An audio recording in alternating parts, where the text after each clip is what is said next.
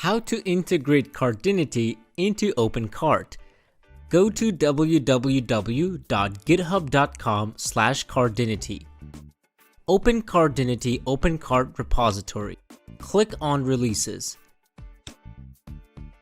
Choose your plugin version. For this video, we will be using the latest plugin release for OpenCart 3.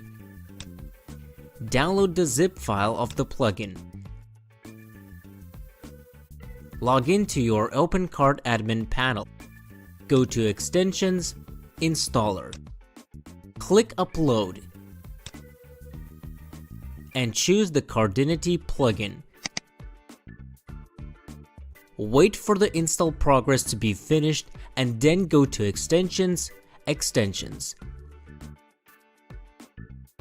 From the drop-down menu, choose Payments.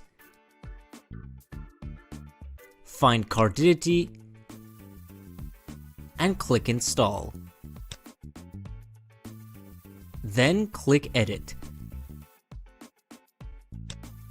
Enter your consumer key and consumer secret, which can be found at your Cardinity account. Set status to Enabled. Click Save. If you have any questions, feel free to contact us by phone, email, or through our website.